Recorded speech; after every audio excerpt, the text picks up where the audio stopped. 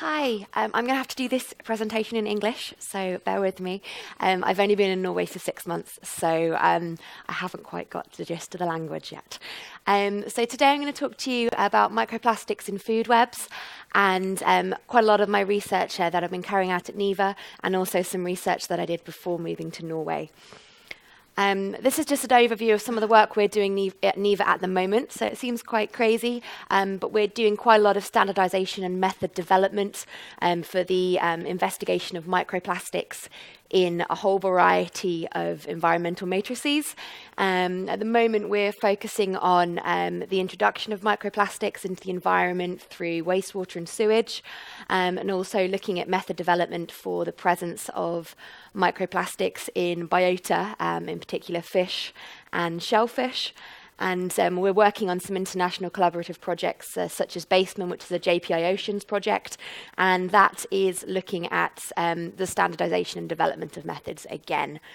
So we've got quite a range of different studies going on at NIVA at the moment. And so I'm going to skip over quite a lot of the introduction to microplastics, because that was slightly introduced earlier, and I don't need to talk about the background. So just as a general quick overview, if we're looking at the breakdown of plastics, they break down through degradation once they're in the environment, but also when they're on land, and we do introduce microplastics through cosmetics as well, so the smaller sizes. But we're really interested in microplastics, and that's the classification on here says 5 millimeters. It is disputed if we should use 5 or 1. I'm involved in GASAMP, which is the expert working group on microplastics for the UN, and we are probably changing the classification to the 1 millimeter, but this is an ongoing project at the moment. We need to standardize the words that are used, because we're not discounting research that includes up to 5 millimeters. So there needs to be some discussion on that and how we do report it within Norway. And we know microplastics have been found throughout the marine environment. They're floating in surface waters, in sediments, as discussed earlier, and also within biota. So I'm not going to go into any more detail, but we've found them around the world, from the Arctic to the Antarctic. So in biota, this schematic just gives a bit of an overview of the biotic interactions with microplastics. And really, it's only been in the last decade that we have found microplastics in biota. And they range in the different sizes and the shapes, from fibers and particles and pellets and fragments and sometimes films. They're really just an example. You can see we've got from zooplankton all the way up to marine mammals, and phytoplankton as well are affected. So that's the whole scale of the food chains. And just to have a look at potential effects, so we know that these interactions are going on. Animals can ingest them, particles can adhere to the outside and their swimming legs, but and they can also excrete them. But what we still don't know is how organisms are affected and on what level. We know some information, but we haven't quite covered everything. And we have to look at all these different scales, from subcellular the whole way up to an ecosystem. And we're going to see different effects depending on what we're monitoring. And the effects are related to the different sizes of microplastics that we're studying. So on the individual, we can see effects on growth, mortality, reproduction. But if we start looking at the level of subcellular, we can start seeing oxidative stress and other effects on gene expression. So we need to start teasing out these potential effects to find out what could happen on an ecosystem scale. And everything's linked, and we still don't have all of the pieces just yet. I wanted to introduce a couple of case studies. This is a study on Nephrops norvegicus, so the longustine. And my colleague was looking at the development and the effects of microplastics and feeding them to nephrops. And they studied them from the Clyde in Scotland, and you can see that most microplastics that were found were fibers, and that's the strands that she's called them on here. And there was a higher level of microplastic ingestion in the Clyde, and that's a really high area of fishing activity and industrial. She also conducted a lab study to see if there was any difference, and if she could see what was happening in fed organisms. And she found that organisms that were fed with plastics consumed less food and grew slower, and that the balls of the fibres that were fed to the organisms were getting stuck in the gastric mill, and that's the complicated stomach part of the langoustine, which is very interesting to know that the plastic was getting stuck in that respect, because we have seen excretion in most other organisms, in mussels and worms, but we have to think of it in a different way, that the stomach of worms and fish tend to have a nice long tube, like a straw, so they can go in one end and come out the other. Whereas these crustaceans have the complicated mill structure, so it's quite likely and possible that the plastics are getting stuck on the smaller scale. So we need to kind of move away from mussels and worms and start looking at more complex organisms. And from this you can see the effects on those that were fed with plastics and unfed. You can see that there was a change in the body weight when you were fed with plastics as well as food, and it was a limited growth. And also the hemolymph protein content was increased, but not significantly affected when they were fed. A study that we've carried out in NIVA is looking at the ingestion of plastics by cod caught in the Nordic marine environment, and we found that 27% of the fish caught in Bergen contained microplastics in their stomachs, or micro and macroplastics, but that's compared to the much lower percentages in less populated areas. And most of our plastics were classed as mesoplastics, and that was greater than 5 millimeters. And these are just some of the plastics that we could have identified, and it's got the polymers using FTIR as well. So we had polystyrene, polyethylene, polyvinyl chloride, nylon, and polyester.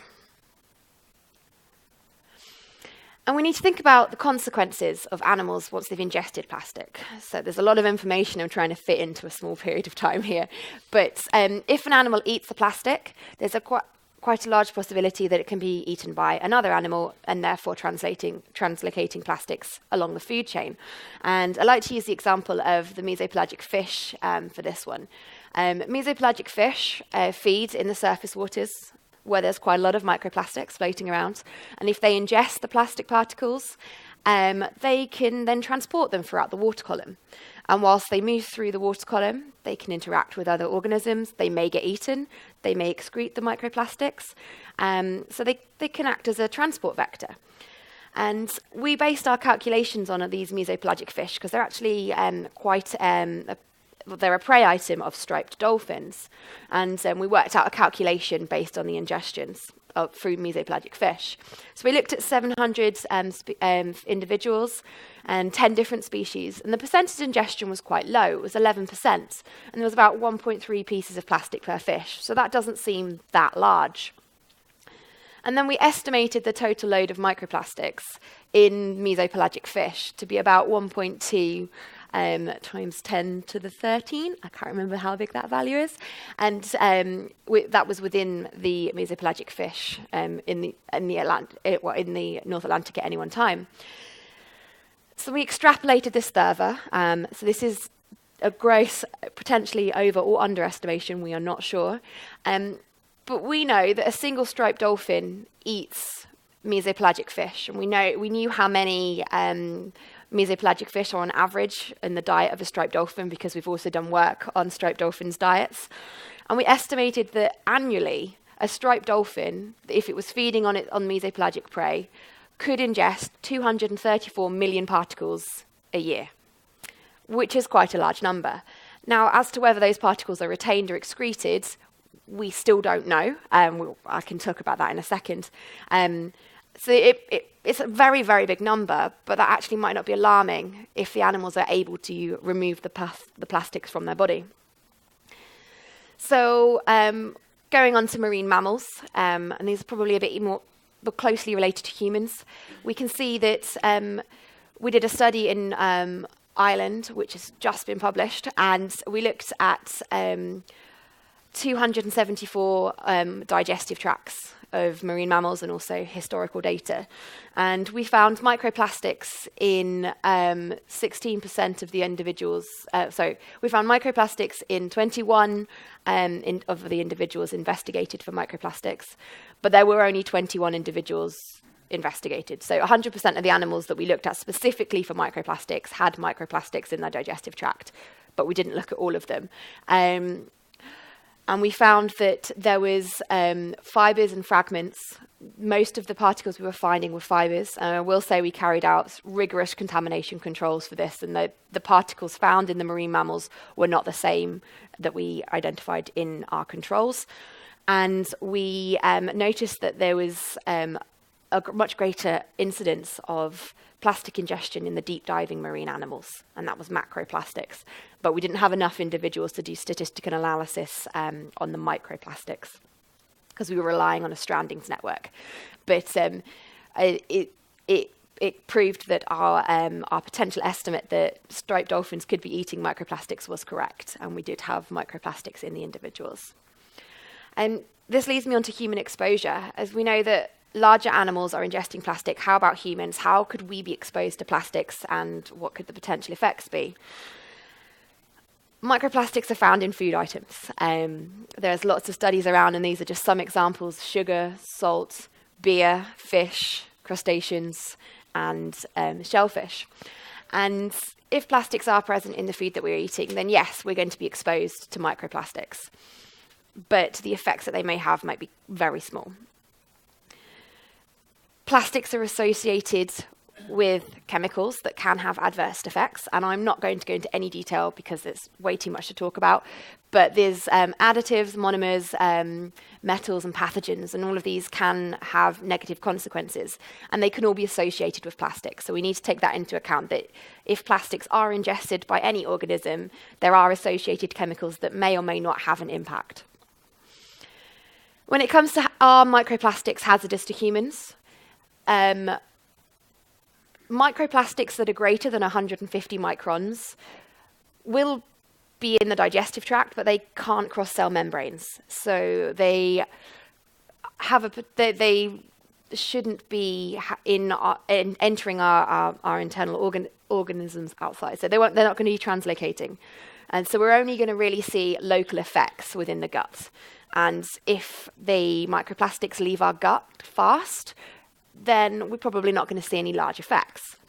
But if we talk about nanoplastics, and these are the smaller, less visible plastics, they do have the potential to cross the epithelium, and studies have noted both in marine biota, and there's also some mammalian studies that have shown microplastics present in different organisms aside from the gut.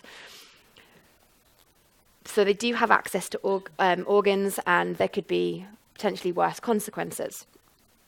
But we still need to study this in much more detail.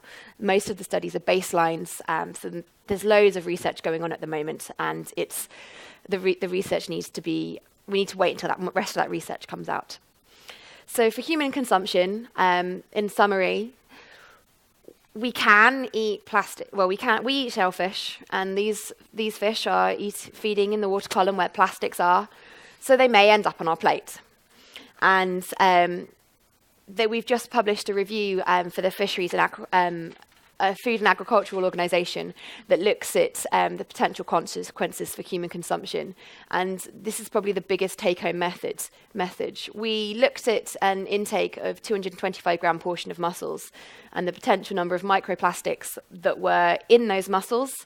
And it was about 900 plastic particles in the 225 grams. When we assumed the average size of a microplastic from all of the previous research, we found that there was about 7 micrograms of plastics per portion of mussels potentially being ingested by humans. However, that's less than 0.1% of the total dietary exposure of any chemical compounds that humans could be ingesting.